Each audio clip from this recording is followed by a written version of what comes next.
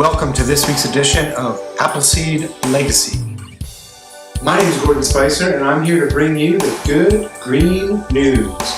Lots to cover this week, so let's go.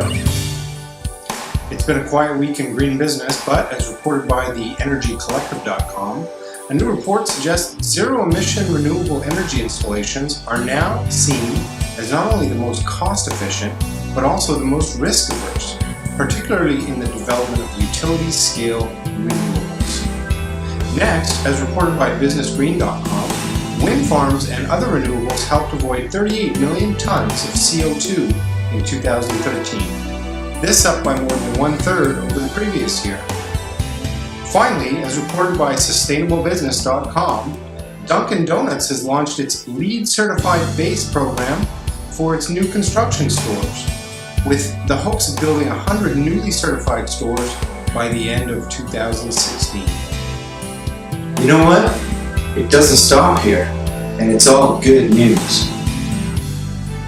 In science news this week, as reported by nordforce.org, a new research program focused on society, the economy, and the environment has been established in Iceland, with NOK 100 million of funding over the next 6 years.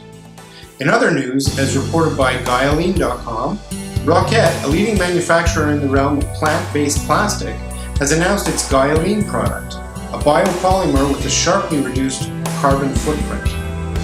Next, as reported by EnvironmentalExpert.com, Boeing has conducted the world's first full flight with green diesel as biofuel for aircraft. This green diesel is currently widely available.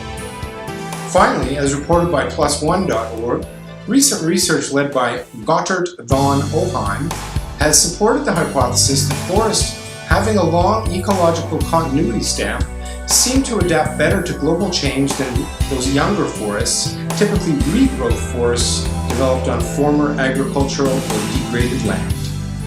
With news like this, we are going to win the game. Check out our mission at appleseedlegacy.com. Jump into our newsreaders too, updated daily. Check us out.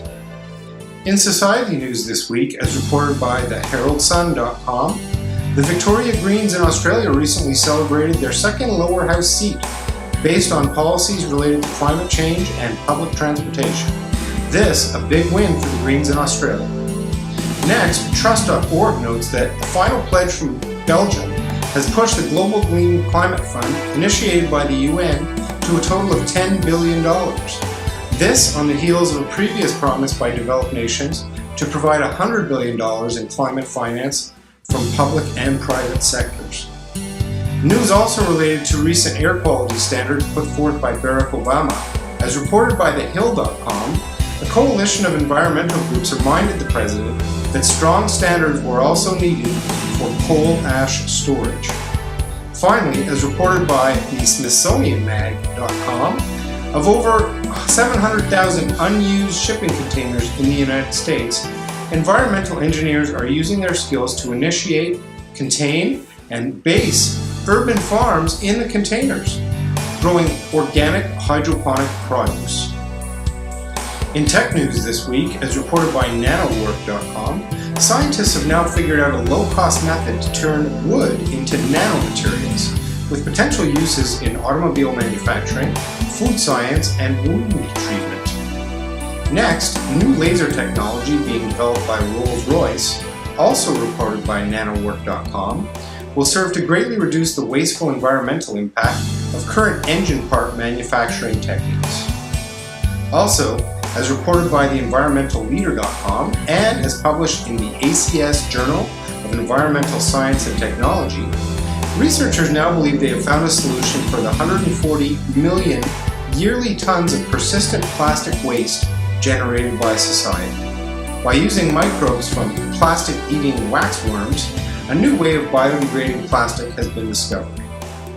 Finally, as reported by the NewYorkTimes.com, the city of Copenhagen is but one example of a large metropolis using new networks of LED streetlights linked to sensors and software, making the lighting of city streets more efficient and indeed more green.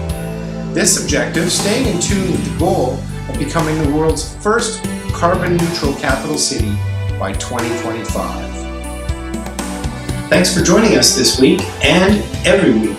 At Appleseed Legacy, our mission is to make significant surgical changes to the environment through business, science, society, and technology. We've been in business for a few years now, and with our staff and an army of volunteers, we are going to get there. Join us on this mission. Tell your friends, and check out our website, appleseedlegacy.com. In 2015, our mission will be expanding significantly. Why don't you hop on the bus? We are going to win this game, the good green game.